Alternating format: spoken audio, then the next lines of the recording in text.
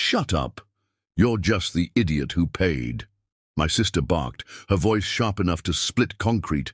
The words slapped harder than I expected.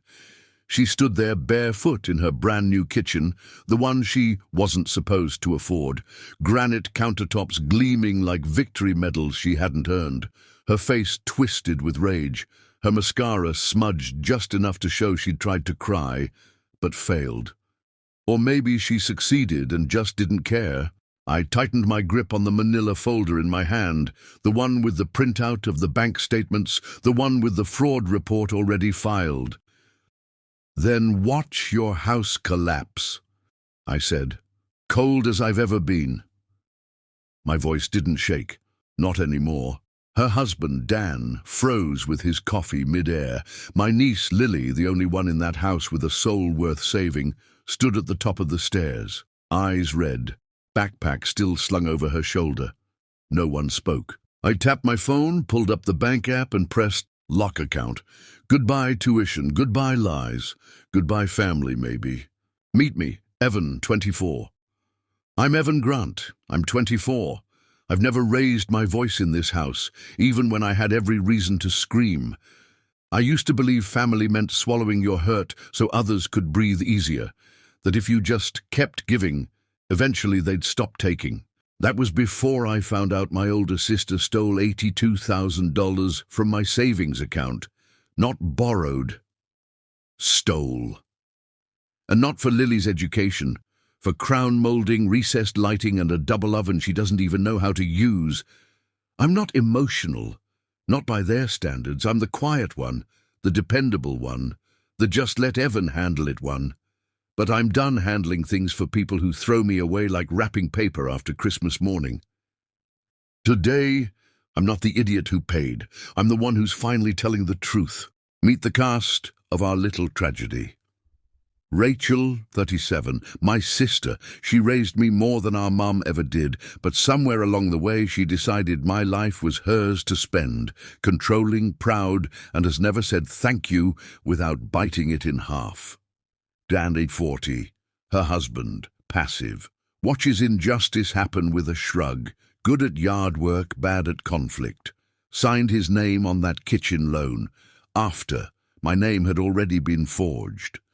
Lily, 17, Rachel's daughter, my niece, smart, kind, wanted to be a surgeon. Her med school savings, and which I worked 2 jobs to build, is now buried beneath kitchen tiles and fake farmhouse decor. Mom, 62, a background character in her own family, thinks silence is maturity, thinks I'm too sensitive. You don't understand, Evan. Rachel hissed, stepping toward me like she still owned the moral high ground. You said it was for Lily. I used it for Lily. This house is hers one day. I stared at her. She doesn't need backsplash tiles to get into med school. Don't be dramatic, Dan muttered, his only contribution. You forged my signature, I said, quiet, measured. A sniper shot. She blinked. You think I didn't check? I pulled out the scanned copy, pointed to the signature. That's not mine, that's your handwriting, from the grocery list you left on my fridge last year. Her face froze. My voice cracked once, only once, when I said it. That money was for her. I've been saving since she was 10. I told you I'd handle her tuition, not your countertops. Rachel's nostrils flared, her lips curled. You're so damn noble, aren't you? You live in a 1-bedroom dump and act like a saint. At least it's paid for, I said. Dan looked away. We needed this remodel, she snapped. We were underwater on the mortgage. You don't understand how money works. No, I said. I understand exactly how it works. I work 60-hour weeks while you gut a kitchen with Lily's future. The first Christmas without Dad, Rachel had a playlist of fake cheer and a credit card she couldn't afford. Frank Sinatra hummed from a Bluetooth speaker as she strung lights too tightly around a tree we couldn't afford. Lily was 9. She didn't understand grief yet, only gifts. I gave her a toy stethoscope, one of those plastic ones that don't even echo. She ran around the house pretending to fix things. Hearts, knees, a teddy bear with a broken leg. "I'm Dr. Lily," she said, solemn as a priest. Rachel laughed, but there was something brittle in it. That night she poured 2 glasses of wine, one for her, one for me. I was 17. "To survival," she said. We clinked. She took a sip. I didn't. "Don't worry about school," she said. "We'll make sure Lily's taken care of." "We." She said, "we." I didn't know she meant me. I didn't know she meant forever. I didn't just bring a fraud report to that kitchen. I brought proof of pattern. 3 transactions, 2 forged signatures, 1 stolen identity. I tossed the printouts on the counter. Rachel's eyes flicked over the still image from the bank footage, her face dead center, smiling like she was proud of herself. I watched the moment recognition hit her. She grabbed the photo, tore it in half. "You don't know what it's like to be scared you'll lose everything." "No," I said. "I know exactly what that feels like. I just didn't steal from my own blood to fix it." Dan sat down like someone had pulled the floor out from under him. "You forged his name?" he asked her, his voice soft. Rachel didn't answer. She didn't deny it. And that's when he looked at me. For the first time in years, I think he actually saw me. It came undone fast after that. "I raised you like my own," Rachel whispered. That one always stung, because part of me still loved her for it and hated her even more because of it. "No," I said. "You raised me like a second job. I was your fallback plan." She reeled like I slapped her, then stood. "You told me Evan gave permission. I signed because you said it was clean." She turned to him like a drowning woman reaching for driftwood, but Dan was already gone mentally, already putting together the pieces of a life that had been a lie longer than he realized. And Lily. She stood in the doorway, her eyes glassy. "Mom, did you take my future to build a kitchen?"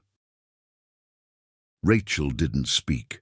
Her silence said it all. I didn't storm out. There was no triumph in it. I just walked, like someone finally putting down a weight they'd carried so long they forgot it wasn't theirs. Outside it was raining.